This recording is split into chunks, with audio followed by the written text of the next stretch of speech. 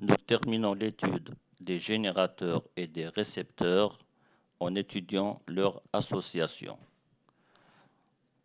Commençons par l'association en série de deux générateurs. Donc nous avons le générateur E1 de résistance interne R1 et le générateur E2 de résistance interne E2 qui sont en série et parcourus par le même courant I. Ce courant sort de la borne positive de E1, donc celui-ci fonctionne comme générateur. Il sort aussi de la borne négative de E2, donc celui-ci fonctionne comme accumulateur ou récepteur. On veut représenter cet ensemble de générateurs par un seul générateur équivalent de FEM EQ, EEQ et de résistance interne R équivalent. Pour cela, on calcule VA-VB dans les deux cas. Commençons par le deuxième. Donc j'ai VA-VB qui est égal à VA-VC plus VC moins VB. Je représente les flèches correspondant à ces tensions. Donc VA moins VB, elle va de B vers A. VA moins VC, elle va de C vers A. Et VC moins VB, elle va de B vers C. On remarque que VA moins VC est égal à VE équivalent. Par contre, VC moins VB est égal à moins VR équivalent. Je rappelle, VE se dirige de la borne négative à la borne positive toujours, et VR, elle a le sens opposé de celui du courant. Donc on obtient E, EQ moins R, EQ. On aurait obtenu directement le même résultat si on avait choisi un sens positif de la gauche vers la droite, de la droite vers la gauche. Là, je me suis trompé. Donc, je corrige. Donc, si on avait choisi un sens positif comme ça, on voit que V a le sens positif et VR a le sens négatif et on aurait directement écrit EEQ moins REQ sans passer par les VA moins VC, etc. C'est ce qu'on va faire dans le deuxième schéma. Donc, j'ai VA moins VB qui est égal à quoi? VE1 qui est dans le sens positif, j'écris E1, plus VE2 qui est dans le sens négatif, donc j'écris moins E2. Et puis VR1 et VR2 sont tous les deux dans le sens négatif, donc j'écris moins I fois R1 plus R2. Je rappelle le sens des flèches en rouge, comment on les détermine. Pour les générateurs de la borne positive vers la borne négative, ici aussi de la borne négative, de la borne négative vers la borne positive, et ici de la borne négative vers la borne positive aussi. Pour les résistances, c'est le sens contraire de celui du courant. Si on compare les deux relations de VA moins VB, on identifie E équivalent à E1 moins E2 et R équivalent à R1 plus R2. Donc c'est la DDP la FEM du générateur moins la FEM de l'accumulateur. Par contre, pour les résistances, c'est la somme comme dans le cas des résistances en série. S'il y a plusieurs générateurs, donc la FEM équivalente, c'est la somme des FEM des générateurs moins la somme des FEM des accumulateurs. Par contre, la résistance équivalente, c'est la somme de toutes les résistances internes. Considérons maintenant la disposition en parallèle. Donc nous avons E1, R1, E2, R2. D'après les courants, j'ai I qui est égal à I1 plus I2 ici. E2 fonctionne comme accumulateur et E1 fonctionne comme générateur. On veut les représenter par un générateur équivalent. On représente les tensions de la borne négative vers la borne positive pour les générateurs et dans le sens contraire des courants pour les résistances. Là aussi. Le sens de VA moins VB, c'est de B vers A. Donc si on compare, donc on a choisi un sens positif, ou bien cette fois-ci, on écrit directement les relations.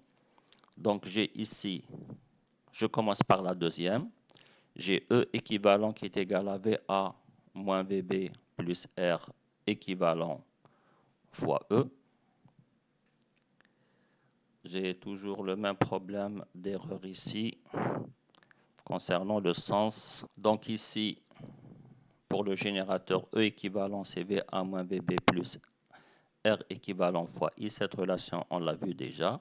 Ceci nous donne I qui est égal à E équivalent moins VA sur VB, moins VB sur R équivalent. Donc c'est E équivalent sur R équivalent moins VA moins VB sur R équivalent. Pour le premier schéma, j'ai I qui est égal à I1 plus I2. On applique à I1 à I2 la relation qu'on a trouvée ici. Donc c'est E1 sur R1 moins VA moins VB sur R1. Pour I2, nous avons ici moins E2 parce que la tension elle est dans le sens positif. Donc j'ai négatif, pardon. J'ai moins E2 sur R2 moins VA moins VB sur R2. En rassemblant les termes, on trouve que c'est E1 sur R1 moins E2 sur R2, puis moins VA moins VB, facteur de 1 sur R1 plus 1 sur R2. En comparant les relations 2 étoiles avec étoiles, on commence par le terme en VA moins VB. Nous voyons que 1 sur R équivalent est égal à 1 sur R1 plus 1 sur R2, comme pour des résistances en parallèle. Donc 1 sur R équivalent égale 1 sur R1 plus 1 sur R2. Ou bien R équivalent égale R1 fois R2 sur R1 plus R2. Pour le deuxième terme, on trouve que E équivalent sur R équivalent est égal à E1 sur R1 moins E2 sur R2. Je l'ai écrit ici. Comme R équivalent, nous l'avons déjà déterminé, on peut déterminer E équivalent qui est égal à R équivalent fois E1 sur R1 moins E2 sur R2. Dans le cas général, on a 1 sur R équivalent, c'est la somme des 1 sur RI pour tous les générateurs et accumulateurs. Et la FEM équivalente, c'est la résistance interne équivalente fois la somme des générateurs sur RI moins la somme des FEM des accumulateurs sur RK. Un cas particulier qu'on retrouve souvent, c'est que quand on n'a pas d'accumulateur et tous les générateurs sont identiques, tous les EI sont égaux à la même valeur E, quel que soit le courant. Dans ce cas, E équivalent, c'est E, et 1 sur R équivalent, N sur R si RI égale à R, quel que soit I. Si toutes les résistances sont internes, alors on trouve N sur R. Sinon, on doit calculer par la formule habituelle. Maintenant, on considère les récepteurs purs.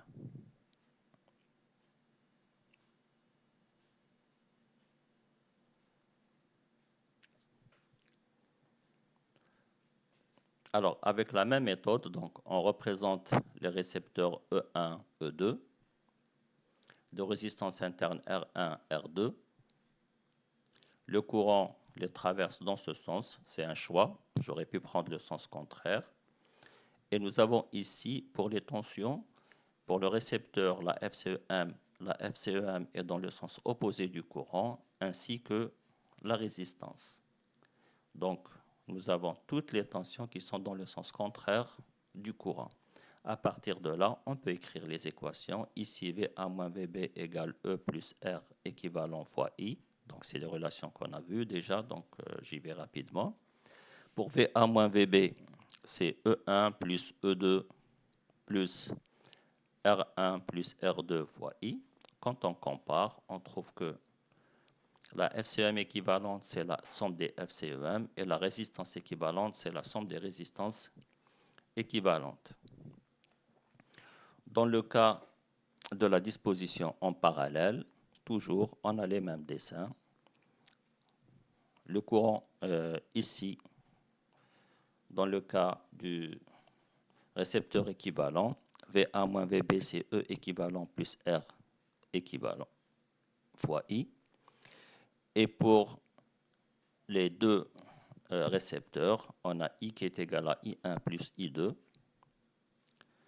Ceci nous donne VA, ici je n'ai pas terminé. Donc ceci nous donne I qui est égal à V1 moins VB sur R équivalent moins E équivalent sur R équivalent. On applique cette formule à I1 et à I2.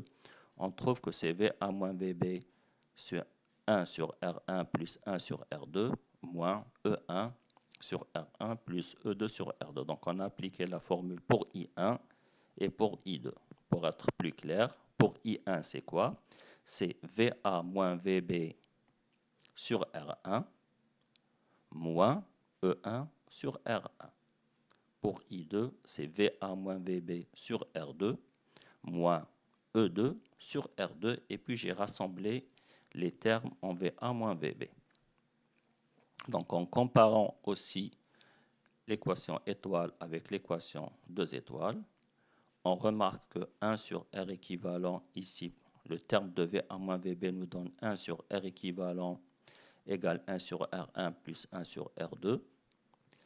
Et le terme en E équivalent nous donne E équivalent égale R équivalent fois E1 sur R1 plus E2 sur R2. C'est la même chose que ce qu'on a trouvé dans le cas des générateurs, s'ils sont tous des accumulateurs ou tous des générateurs. Donc, dans le cas général, 1 sur R équivalent égale la somme des 1 sur RI. Et E équivalent, c'est R équivalent plus la somme des EI sur RI.